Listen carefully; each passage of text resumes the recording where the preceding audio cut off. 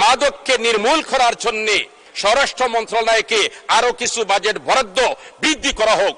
ইমাম মুয়াজ্জিনদের জন্য কল্যাণ ভাতার ব্যবস্থা করা হয়েছে। সব মসজিদের ইমাম এবং খতিবদেরকে যাতে দ্রুত সময়ের মধ্যে দেওয়া হয় এই ব্যবস্থা নেওয়া হোক। এই বাজেটে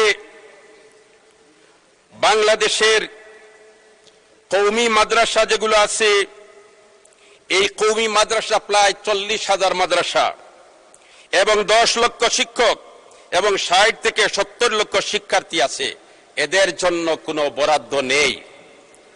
কওমি শিক্ষাধারাকে এগিয়ে নেওয়ার জন্য আমি বরাদ্দ চাই।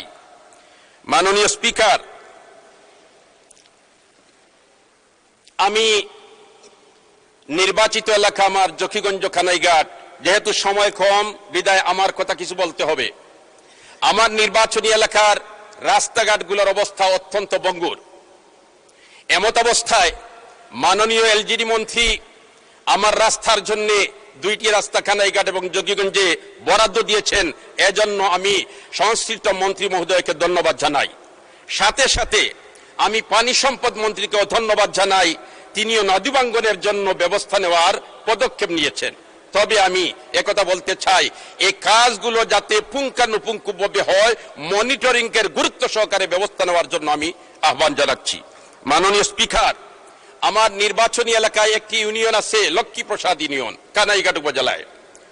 সেটার সাথে কিন্তু আমাদের বাংলাদেশের যোগাযোগ নদী স্থায়ী স্থলভাবে কোনো রাস্তা নাই। 3 দিকে নদী বেষ্টিত, একদিকে স্থলপথ আছে, এটা কিন্তু ভারত। এমত অবস্থায় তাদের জন্য লক্ষ্মীপ্রসাদ ইউনিয়নের সুরমা নদীতে একটি ব্রিজ তৈরি করা সময়ের দাবি। এজন্য এই ব্রিজটা যাতে অনতিবিলম্বে তৈরি করার ব্যবস্থা করার সিদ্ধান্ত নেওয়া হয়, আমি সংশ্লিষ্ট মন্ত্রণালয়কে আপনার মাধ্যমে সবিনয় অনুরোধ করছি। মাননীয় স্পিকার,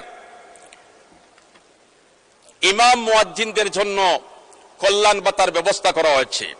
আমি চাই মাননীয় প্রধানমন্ত্রী এই ব্যবস্থাটা যাতে সব মসজিদ এবং সব মসজিদের ইমাম এবং খতিবদেরকে যাতে দ্রুত সময়ের মধ্যে দেওয়া হয় এই ব্যবস্থা নেওয়া হোক।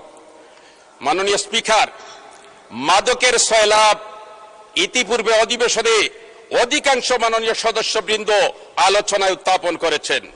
এই মাদককে নির্মূল করার জন্য, মাদকের এই সয়লাভ থেকে বাংলাদেশকে পরিত্রাণ দেওয়ার জন্য বাজেটে আমি মনে করি স্বরাষ্ট্র মন্ত্রণালয়কে আরো কিছু বাজেট বরাদ্দ বৃদ্ধি করা হোক, যাতে করে বাংলাদেশ থেকে মাদকের সয়লাভ সরানো যায়।